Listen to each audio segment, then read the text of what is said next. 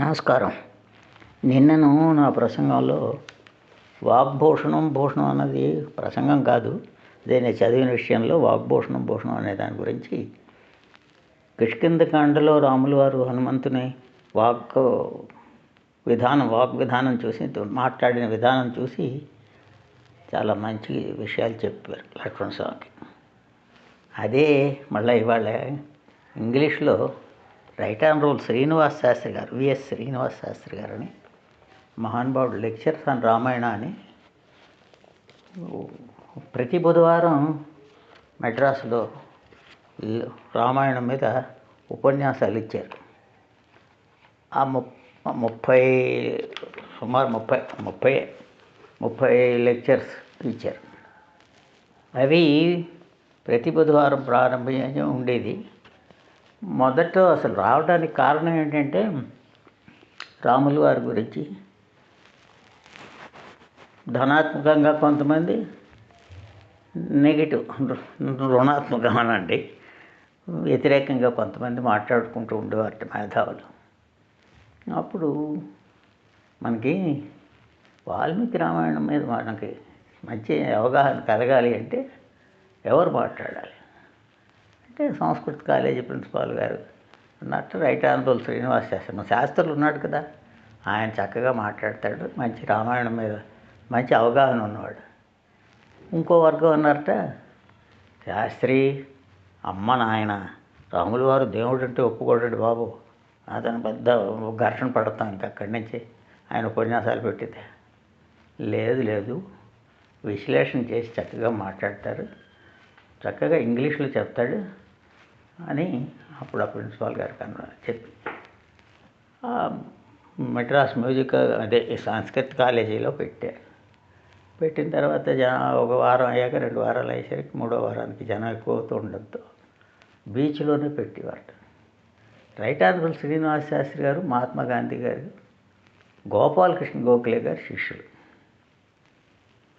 గోపాలకృష్ణ గోఖలే గారి తర్వాత ఎవరు అనేటువంటిది వచ్చేటప్పుడు మహాత్మా గాంధీ గారు సున్నితంగా దీనికి అర్హుడు శ్రీనివాస్ శాస్త్రి అని చెప్పడంతో శ్రీనివాస్ శాస్త్రి గోపాలకృష్ణ గోఖలే గారి స్వరాజ్య పార్టీ సభ్యులుగా వెళ్ళటం, అదే పార్టీలోకి వెళ్ళిపోవడం అనేది జరిగింది.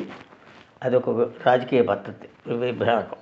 ఆయన ఆ వ్యక్తి అటుపక్క ఉండడం అనేది కాగా, శ్రీనివాస్ శాస్త్రి గారికి విపరీతమైనటువంటి అభిమానం ఉండేటువంటిది రామాయణం.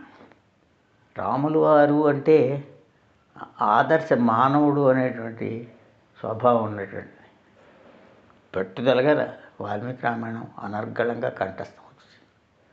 ఇంగ్లీష్లో శ్లోకం, దాని వెనకాతల చక్కని విశ్లేషణ ఇంగ్లీష్లో చేస్తుంది. అంతే తర్వాత శ్రీనివాస్ శాస్త్రి గారి గురించి తర్వాత మీకు ఎక్కువగా చెప్తాను. కానీ నిన్న మనం ప్రస్తావించుకున్నాం వాగ్భూషణం అనేటువంటి అంశం మీద. కిష్కింధకాండలో హనుమంతుల వారి గురించి రాములు వారు చెప్పినటువంటి వాక్యాలు ప్రారంభిస్తూ శ్లోకాలు ఉదహరిస్తూ మాట తీరు ఎలా ఉండాలి అనేటువంటిది ఇన్వెంట్ కృష్ణమూర్తి గారి వ్యాసాన్ని చదివాం మీతో కొంత భాగం. ఇప్పుడు ఇంగ్లీష్లో అదే శ్లోకాల మీద నానృగే వినేదశ అనేది హనుమంతుడు గురించి చెప్తూ ఉండేటువంటి మాట గురించి ఇంగ్లీష్లో ఉండేటువంటిది శ్రీనివాస్ శాస్త్రి గారి భాషలో ఉండేది మీతో ప్రస్తావిస్తాను. For one to speak as this person has spoken, one must know all the 3 Vedas and have them at command అని మళ్ళీ బ్రాకెట్లో ఆయన మరో చోట అంటారు తన అభిప్రాయం. It is possible for a person to get up 5 or 6 sentences in correct English, but when we go beyond them, we make slips and commit treason against the king's English. సరే, అది అతని అభిప్రాయం చెప్తూ మళ్ళీ continuation. Hanuman spoke at considerable length. Although he spoke much and spoke long, he has not made a single error. He seems to be a great master of elocution. All the organs that help in the art of elocution are at his perfect command.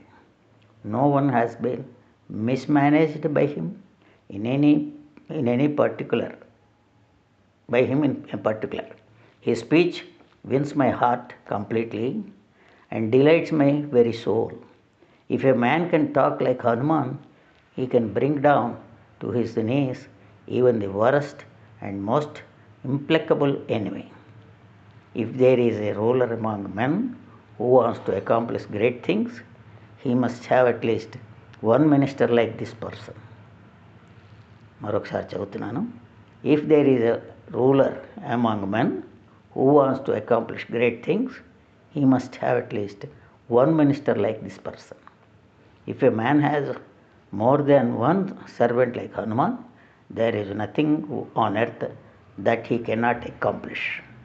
All things will turn out successful. The very first impression he produces on the brothers, he maintains to the end merely by his marvelous skill in manipulating the Sanskrit language, but by his complete devotion to duty and by confidence that he produced that he was quite equal to the performance of the highest and the most arduous tasks. ఇది చెప్తాడు. అంటే నేను నన్ను వాగ్భూషణం అన్నదానికి సరితూగగలిగినటువంటి English వాక్యాలు శ్రీనివాస శాస్త్రి గారి అభిప్రాయం మీతో పంచుకోవడం వాళ్ళు చేశాను. సరదా. నాకు శ్రీనివాస శాస్త్రి గారు అంటే చాలా ఎక్కువ అభిమానానికి కారణం ఆయన చాలా పేద కుటుంబం నుంచి వచ్చి ఉన్నతిలోకి వచ్చినటువంటి వ్యక్తి. రామాయణం అంటే ఆయనకి ఎంత ఇష్టమో మరి చెప్పలేము. ఒకసారి ఆయన విశ్వామిత్రుడి గురించి ఒక మంచి వాక్యం అంటారు. అది మీతో పంచుకున్నాక వాళ్ళతో ఆపేస్తారు. ఒక్కసారి వినండి, ఓపిక పట్టండి. ఇంగ్లీష్ భాష అంటే ఏమిటో పెద్ద వదిలేండి అసలు తెలుగు మాత్రం వింటాం కాదు, కానీ ఓ మాట అని మీరు ఇంగ్లీష్లో చదివిస్తే వద్దండి అనేస్తే కాదు. మంచి మాటలు అయితేనే ఏ భాషలో అయినా చదువుకోవడం సరదా.